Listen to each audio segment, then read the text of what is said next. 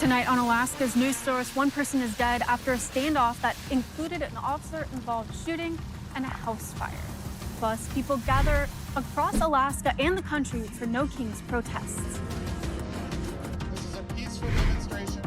And this weekend is full of sunlight and warmer temperatures, but wet weather is approaching parts of the state by tonight.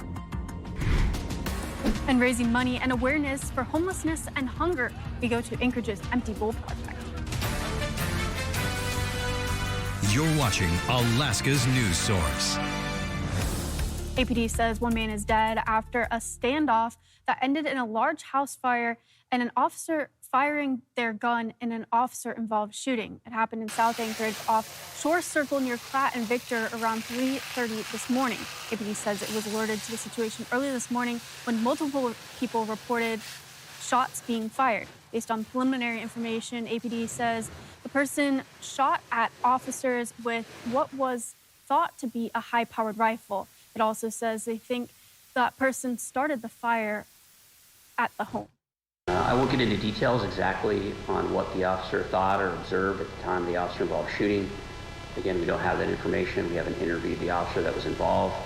But what I can tell you is that the single officer did fire his weapon, fired 3 to 4 rounds.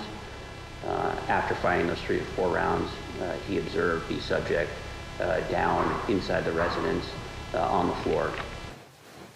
At this point, right after the officer-involved shooting, APD says the house was likely fully engulfed in flames.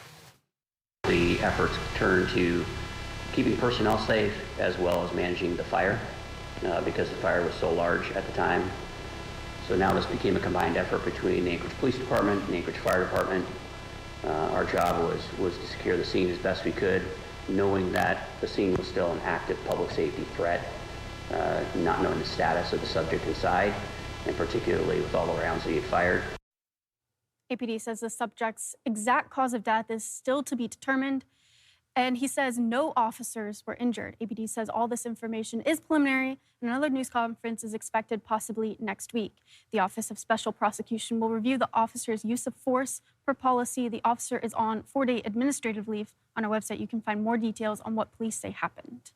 And demonstrators in over 20 Alaska communities and across the country rallied together today for the third round of No Kings protests. Supporters at the protests say the gatherings are aimed at speaking out against the Trump administration, policies including war with Iran and immigration crackdowns.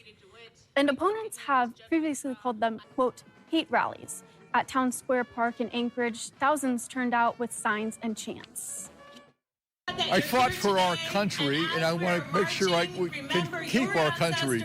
We are losing democracy. We are losing what America stands for with this current administration. And we are now involved in a senseless, selfish, ignoramus war that nobody asked for. He is taking away our rights. He's taking control of our media. He's undermining our science, our health care.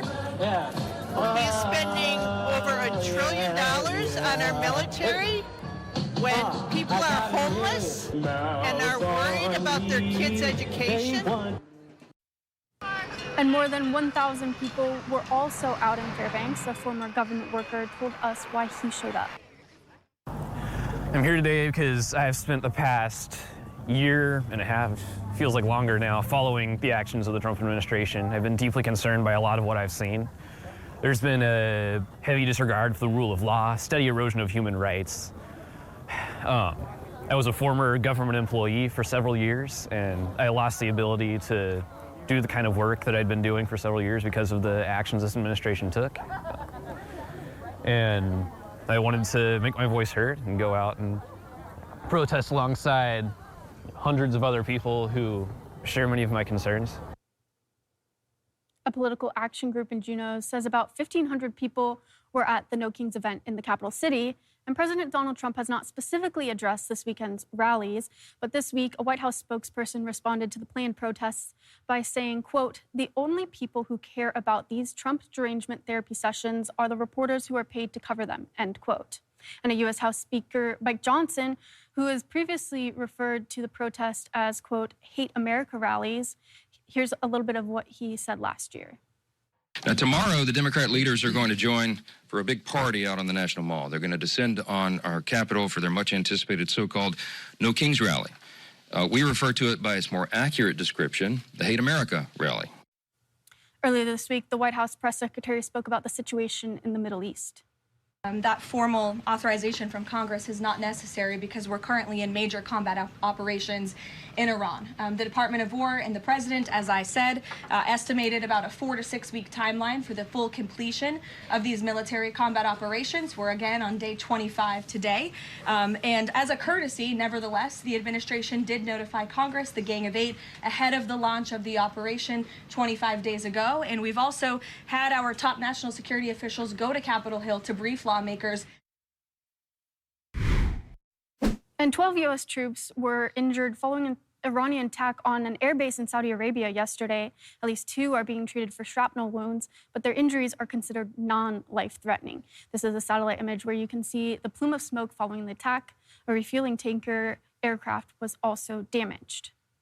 And here in Anchorage, with sunny skies this past week, it's been feeling a lot warmer, and you may have noticed a bit of snowmelt on the sides of the roads. Bailey Braun joins us with the forecast. Thank you, Michaela. Yeah, I don't know about you, but yesterday I went and just sat in the sunlight, and it was significantly warmer than how it's been feeling this past season.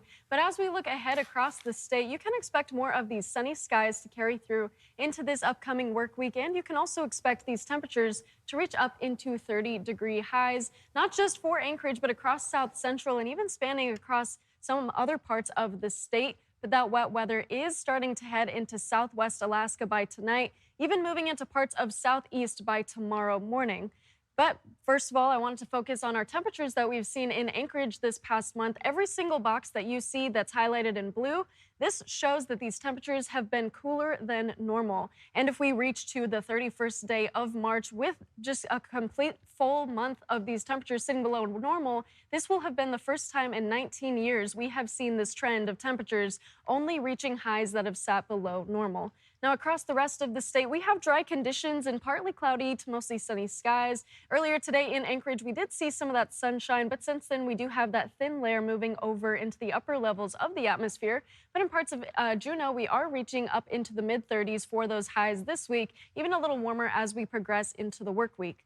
Now, as we look ahead, we do have this low pressure system moving into southwest Alaska. This is going to bring some widespread snow and some of that mixture of rain into these areas, including Kodiak. This is going to move in by tonight into tomorrow night. But for southeast, you do have this low pressure system that's going to move in, affecting your Sunday afternoon mostly, but more of that snow will push in by Monday. Now, you might notice these snowfall totals by Monday afternoon are significantly light. Only about 1 to 2 inches of snow are expected. But for tomorrow, across most of the state, staying sunny and dry. Temperatures reaching up into 30 across South Central and even up into Fairbanks, but with more of that wet weather moving into southwest Alaska, and I'll have more in that full forecast. When we come back, we're headed downtown to the Empty Bowl Project, where people in Anchorage filled their bellies for a good cause.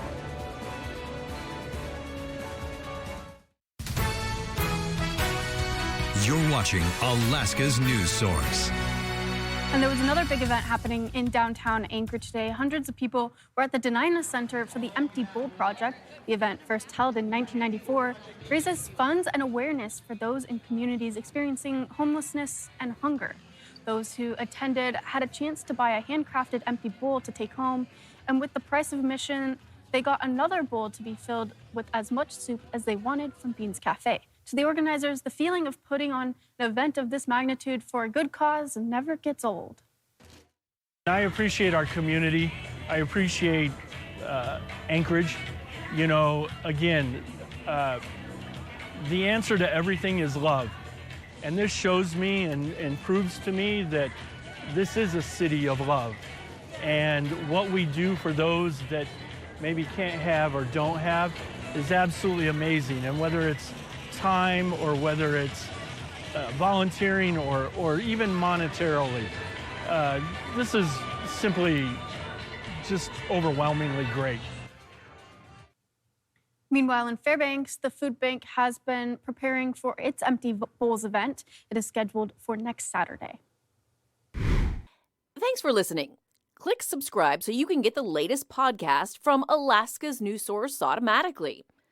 And stay up to date with breaking news and in-depth reporting available for free 24/7 with the Alaska's News Source app.